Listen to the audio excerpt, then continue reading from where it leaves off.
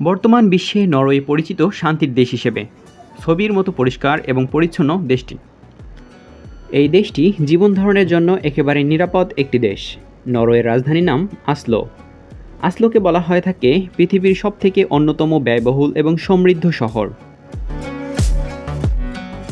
Norway দ্বিতীয় বৃহত্তম শহর এবং দেশের অন্যতম বৃহত্তম সমুদ্র বন্দর হল বার্গেন।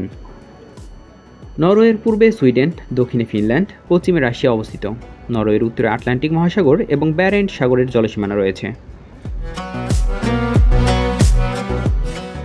নরওয়ের আয়তন 3,85,252 কিলোমিটার।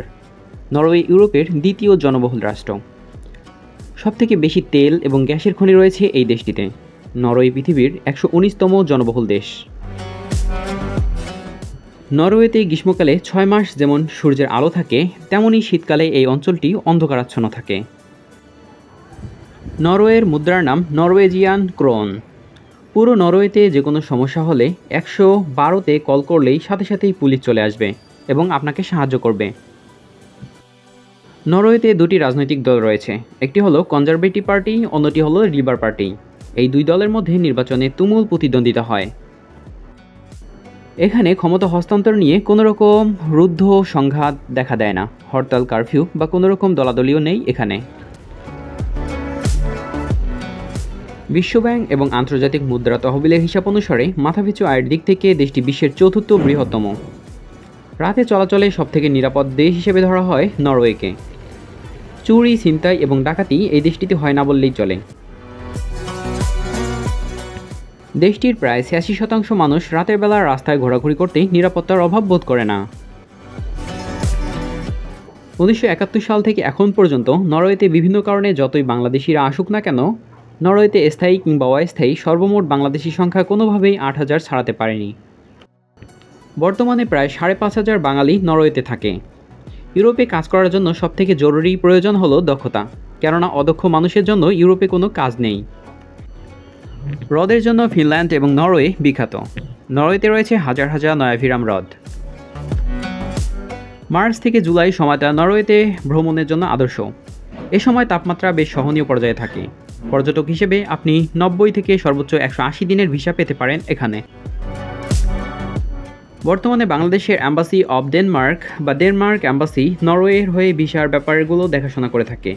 তাই ভিসার জন্য ডেনমার্কের অ্যাম্বাসিতে আবেদন করতে হয়।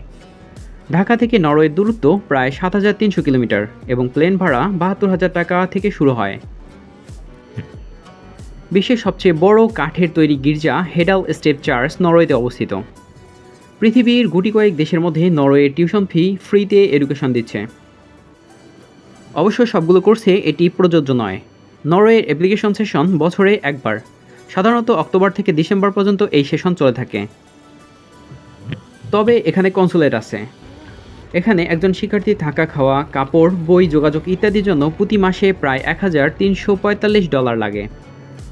অনেক অদক্ষ লোক এখানে এসে কোনো কাজ পায় না, তবে শেষমেশ তারা ভিক্ষাবৃত্তি করে থাকে।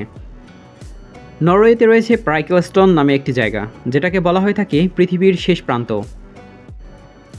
প্রাইকেলস্টন সম্পর্কে আমাদের চ্যানেলে একটি ভিডিও রয়েছে, চাইলে দেখে আসতে পারেন।